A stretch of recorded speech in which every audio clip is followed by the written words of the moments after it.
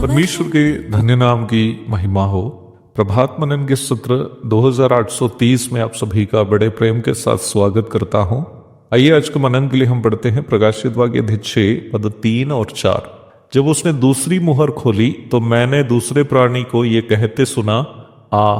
फिर एक और घोड़ा निकला जो लाल रंग का था।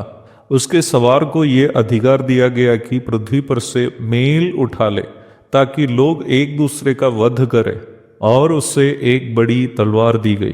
दानियल 8:24 पढ़कर हम कल के हमारे मनन को समाप्त किया था।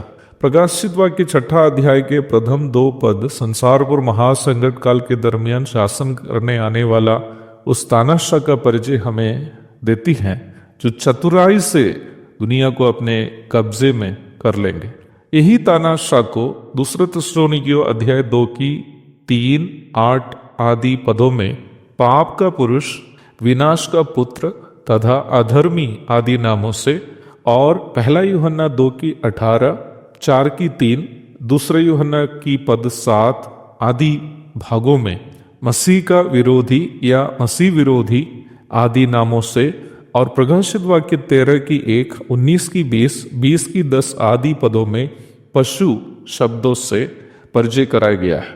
मसीह विश्वासियों एवं बाइबल विद्यार्थियों के बीच में ज्यादातर ये मसीह विरोधी अथवा एंटी क्राइस्ट नाम से कुख्यात है। कल के मनन में हम ये देखे थे कि शासक बनना और कब्जा करना आदि काम यह है प्राथमिक रूप में युद्ध करते हुए और खून बहाते हुए नहीं करेगा, बल्कि चतुराई से करेगा।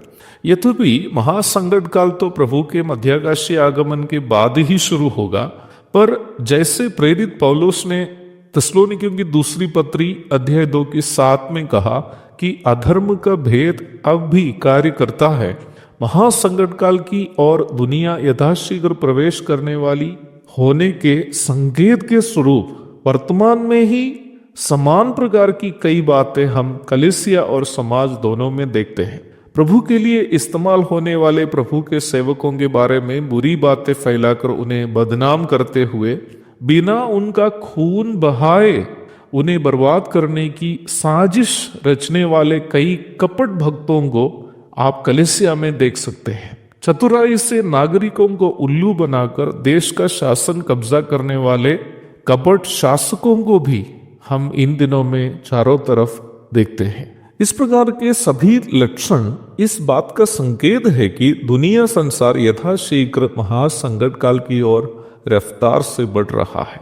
जब हम तीसरी एवं चौथी पद की ओर आते हैं, दूसरी मुहर खुलती हुई देखते हैं। एक लाल रंग का घोड़ा और उस पर सवार कोई व्यक्ति को देखते हैं। उसको ये अधिकार दिया गया है कि पृथ्वी पर से मेल उठा ले ताकि लोग एक दूसरे की हत्या करें। निम्न काम के लिए उसे एक बड़ी तलवार भी दी गई। जैसा कल मैंने बताया था कि घोड़े का श्वेत रंग शांति को सूचित करता है, वैसा ही तीसरी पद में दिखने वाला घोड़े का लाल रंग खून को सूचित करता है। कपट शांति का वायदा करके आया हुआ तानाशाह यद्यपि खुद किसी की हत्या नहीं कर रहा हो या खुद को एक संत या साधु के रूप में लोगों के सामने पेश कर रहा हो, रहस्यमय तरीके से ऐसे ऐसे काम करते हैं जिससे लोग आपस में लड़कर एक दूसरे का खून बहा दे। ये हो सकता है लोगों को धर्म के नाम में या वंशीयता के नाम में या भाषा या रंग के नाम में विभाजित करके रखने से हो सकता है। जैसे वर्तमान भारत में धर्म के नाम में एक दूसरे को लड़वाया जा रहा है। अवश्य याद रखें प्यारो कि इस प्रकार के भाषाओं या वंशों के आधार पर होने वाली लड़ाइयाँ केवल भारत में ही नहीं हो रही है। अफ्रीका के कई देशों में इस्लामी कट्टरपंथियों के द्वारा मसीहियों पर हमला जारी है। बांग्लादेश में हिंदुओं पर हमला जारी है। म्यांमार में कट्टरपंथी बुद्धिस्ट लोगों के द्वारा मुसलमान और ईसाइयों पर हमला जारी है। इंडिया में मुस्लिम और ईसाइयों पर हिंदू कट्टरपंथियों के द्वारा हमला जारी है।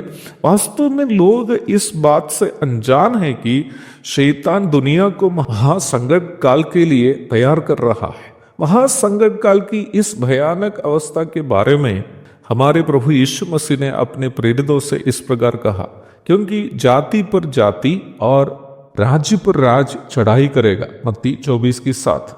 लूका 21:9 में हम इस प्रकार प्रभु कहते हुए पढ़ते हैं, जब तुम लड़ाइयों और बलवों की चर्चा सुनो तो घबरा ना जाना, क्योंकि इनका पहले होना आवश्यक है, परंतु उस समय तुरंत अंत ना होगा। क्यों अंत ना होगा?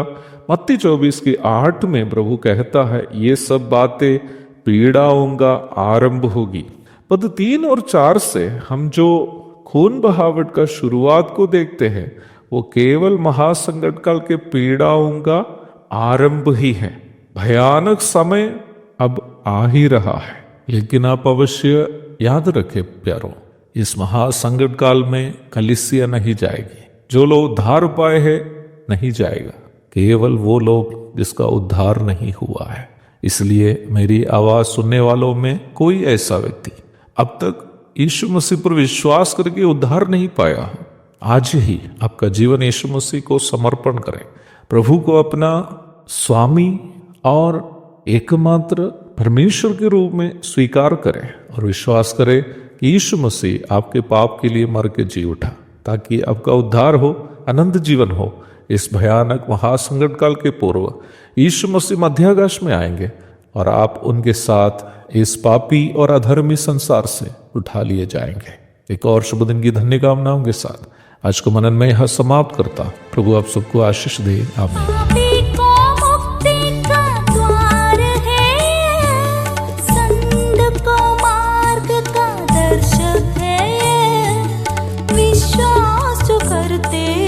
उसके लिए अनंत जीवन